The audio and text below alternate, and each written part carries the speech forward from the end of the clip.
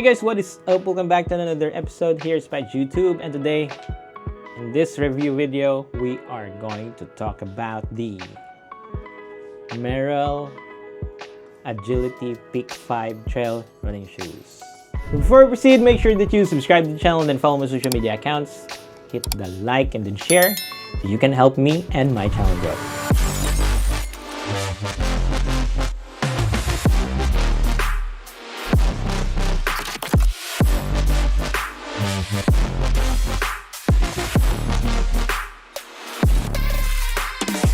Okay, so let me go ahead and give you a bit of background before why I bought the shoes.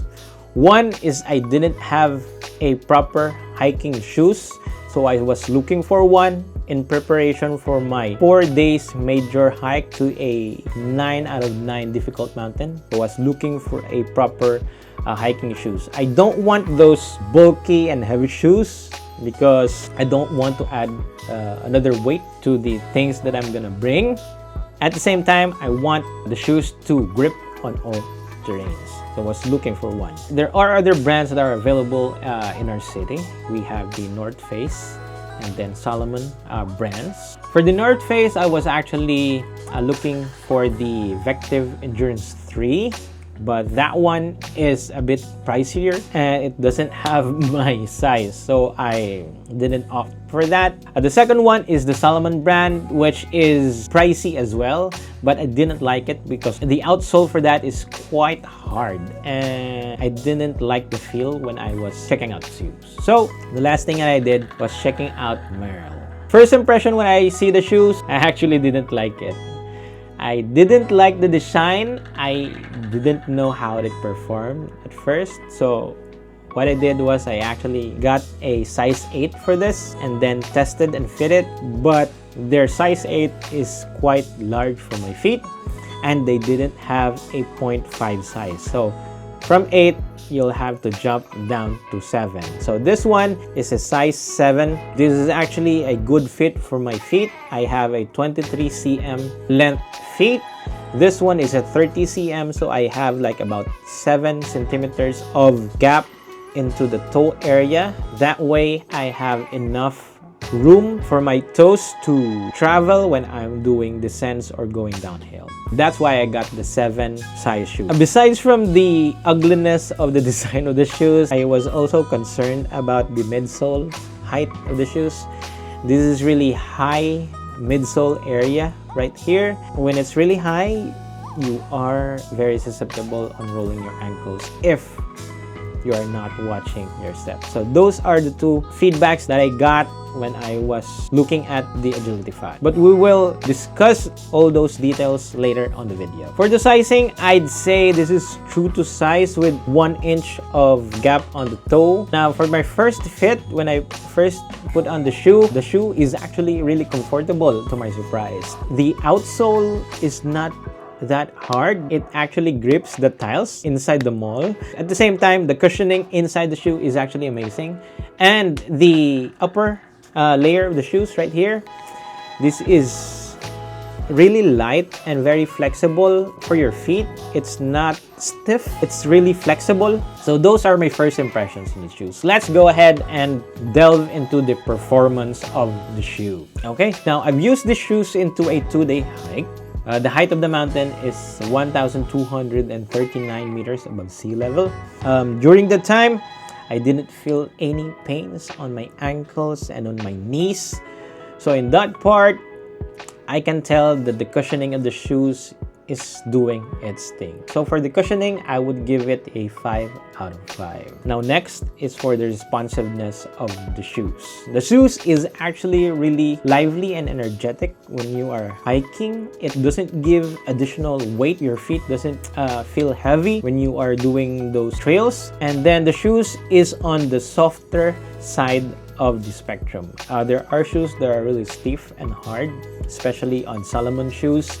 Their outsoles are really hard, but the Agility Peak 5, because of the Vibram outsole that they have, which is, I will mention, is on the softer side, I think that contributes on the grippiness of the shoes. It grips a lot on different types of terrain: concrete, loose gravel, loose rocks, trails that are covered with leaves. Those are very slippery. And then boulders, river crossings, and at the same time a bit of rock climbing. I've used the shoes, very amazing.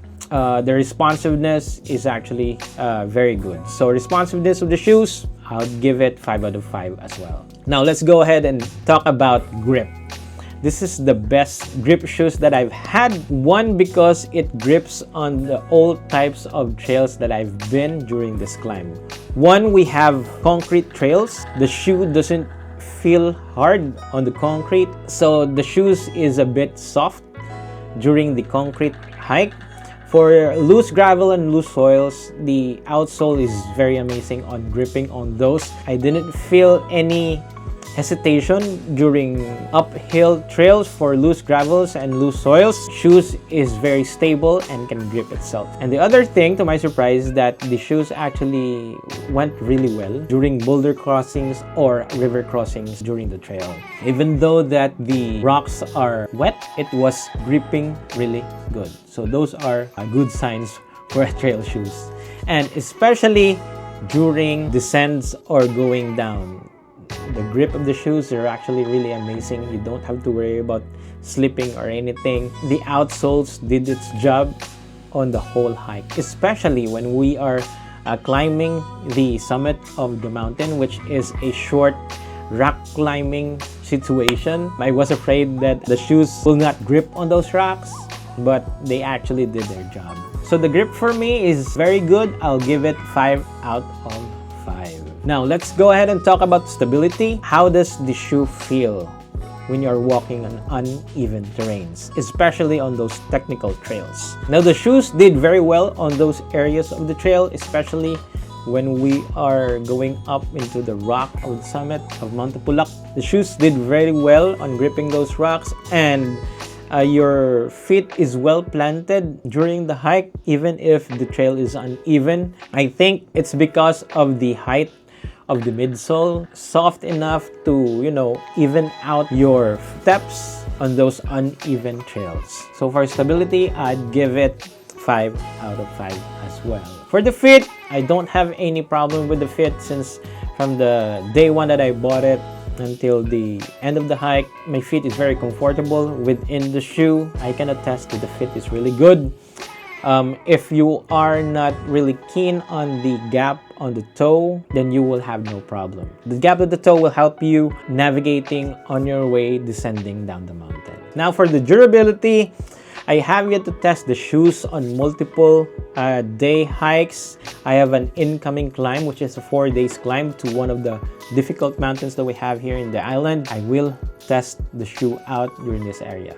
But for this video, I've only tested it for 2 days hike. The shoe did amazing.